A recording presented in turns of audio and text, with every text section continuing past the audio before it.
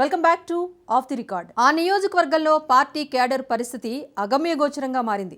తల్లి లేని పిల్లల్లాగా కార్యకర్తలు విలవిల్లాడిపోతున్న పరిస్థితి అక్కడ కనిపిస్తోంది. 10 ఏళ్లు అధికారంలో ఉన్నప్పుడు విశ్వరూపం చూపించిన నాయకులు ఎన్నికల్లో ఓడిపోయాక జనంలోకి రావడానికి ఇష్టపడటం లేదు. ముందుండి నడిపించే నేత లేకపోవడంతో పార్టీ మనుగడే కష్టంగా మారింది. అసెంబ్లీ ఎన్నికల తర్వాత ఒక్క నేత జాడే లేకుండా పోయింది. ఇంతకీ ఎవరా నేత? ఎక్కడ ఆ నియోజకవర్గం? What the story? నిజామాబాద్ జిల్లాలో దశాబ్ద కాలం పాటు గులాబీ జెండా రెపరెపలాడింది. అధికారం కోల్పోవడంతో తాజా గులాబీలా ఉండే పార్టీ నేతలు వాడిపోయిన గులాబీలా తయారయ్యారు. రోజురోజుకు గులాబీ రెక్కలన్నీ రాలిపోతుంటే చివరకు మిగిలేదెవరు అన్న అనుమానాలు కూడా కలుగుతున్నాయి. నిత్యం జనంలో హల్చల్ చేసిన బీఆర్ఎస్ పార్టీ పరిస్థితి ప్రస్తుతం చడిచప్పుడు లేకుండా పోయింది. తెలంగాణ రాష్ట్రం ఏర్పడ్డాక ఉమ్మడి జిల్లాలో 2 అసెంబ్లీ ఎన్నికల్లో క్లీన్ స్వీప్ చేసిన బీఆర్ఎస్ గత అసెంబ్లీ ఎన్నికల్లో ఘోర పరాభవంతో కేవలం 2 స్థానాలతో సరిపెట్టుకుంది. 2 స్థానాల్లో గెలిచిన పోచారం హ్యాండ్ ఇచ్చి హస్తం పార్టీ కండువా కప్పుకున్నారు. దీంతో బీఆర్ఎస్ పార్టీకి జిల్లాలో మాజీ మంత్రి వేముల ప్రశాంత్ రెడ్డి ఏకైక ఎమ్మెల్యేగా మిగిలారు. ఇక బోధన్ నియోజకవర్గంలో పరిస్థితి మరీ దారుణంగా మారిందట. గత అసెంబ్లీ ఎన్నికలలో ఓడిన తర్వాత మాజీ ఎమ్మెల్యే షకీల్ నియోజకవర్గం వైపు కన్నెత్తి చూడ్డమే మానేశారట. కొడుకు వెహికల్ యాక్సిడెంట్ ఇష్యూ తర్వాత షకీల్ ఎక్కడున్నారో ఏం చేస్తున్నారో తెలియని పరిస్థితి నెలకొంది. అసెంబ్లీ ఎన్నికల తర్వాత షకీల్ ఇప్పటివరకు నియోజకవర్గంపై ఒక్కసారి కూడా కన్నెత్తి చూడడం లేదని కార్యకర్తలు గగ్గోలు పెడుతున్నారట. నియోజకవర్గంలో ముఖ్యమైన బీఆర్ఎస్ క్యాడర్కు కూడా అందుబాటులో ఉండడం లేదని ఆందోళన చెందుతున్నారు. కార్యకర్తలకు ఏం చేయాలో తెలియని పరిస్థితి.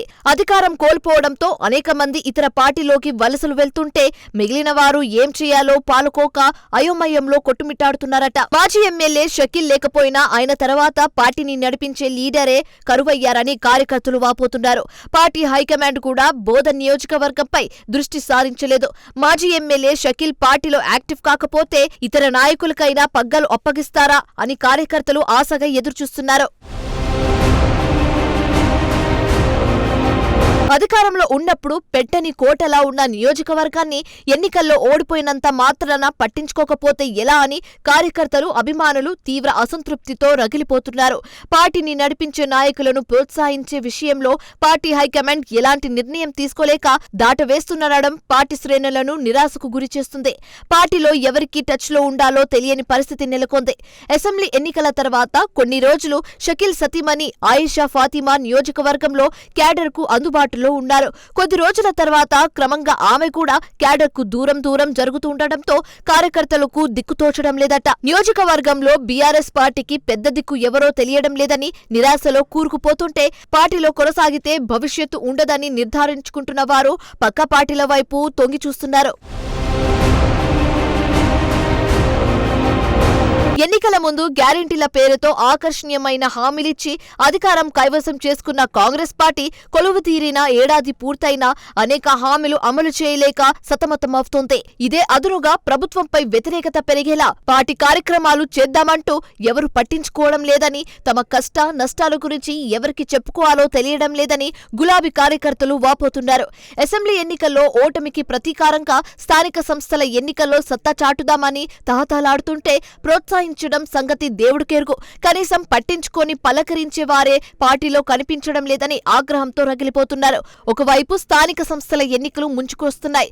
కాంగ్రెస్, బీజేపీ శ్రేణులు హడావిడి చేస్తుంటే 10 ఏళ్లు తిరుగులేని విధంగా చక్రం తిప్పిన వారు జనంలోకి వెళ్లే కార్యక్రమాలు చేపట్టడం గురించి అసలు పట్టించుకుంటున్న దాఖలాలు లేవు. అధికార కాంగ్రెస్, బీజేపీలు వివిధ కార్యక్రమాలతో జనంలోకి వెళ్లి స్థానిక ఎన్నికల సమరానికి రెడీ అని కాలుదువ్వుతున్నారు. ఉమ్మడి నిజామాబాద్ జిల్లాలో మరీ ముఖ్యంగా బోధన్ నియోజకవర్గంలో బీఆర్ఎస్ పార్టీ అడ్రస్ కనిపించడం లేదు. అసలు పార్టీ ఉందా అన్న అనుమానాలు కలిగే రీతిలో ఎలాంటి చప్పుడు చేయకుండా సైలెంట్ గా ఉండిపోతున్నారు. ఎన్నికల్లో గెలుపోటములు దైవధీనం. ఓడినా సరే తమ కోసం ఓట్లు వేసిన వేలాది మంది ఓటర్ల మనోభావాలు, వారి ఆశలు వమ్ము చేసేలా ప్రవర్తించరాదనే విషయాన్ని పార్టీ పెద్దలు సైతం సైతం పట్టించుకోవడం లేదని గులాబీ క్యాడర్ అసంతృప్తితో రగిలిపోతోంది.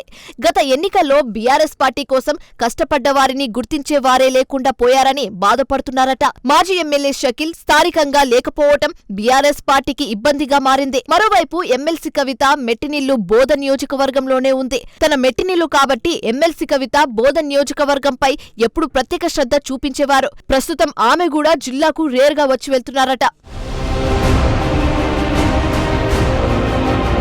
టోటల్ గా బోధన్ నియోజకవర్గంలో బీఆర్ఎస్ పార్టీ పరిస్థితి దిక్కులేని అనాథలా మారింది. మాజీ ఎమ్మెల్యే షకీల్ ఎక్కడున్నారు, ఏం చేస్తున్నారు, నియోజకవర్గానికి ఎందుకు దూరంగా ఉంటున్నారు, పార్టీ కార్యక్రమాలకు కూడా ఎందుకు దూరంగా ఉంటున్నారు, షకీల్ మౌనం వెనక కారణమేంటి, అసెంబ్లీ ఎన్నికల తర్వాత పార్టీ అధిష్టానం నేతలకు కూడా షకీల్ కనిపించడం లేదా, ఇలా అనేక ప్రశ్నలతో బీఆర్ఎస్ క్యాడర్ సతమతమవుతున్నారు. క్యాడర్లో గందరగోళాన్ని అధిష్టానం గుర్తిస్తుందా, కొత్త ఏడాదిలోనైనా వారికి భరోసా కల్పిస్తుందా, షకీల్ ఇష్టపడకపోతే మరొకరిని ఇన్ఛార్జ్ గా నియమించి క్యాడర్ కు అండగా నిలుస్తుందా, క్లారిటీ రావాలంటే మరికొద్ది రోజులు వేచి చూడాల్సిందే.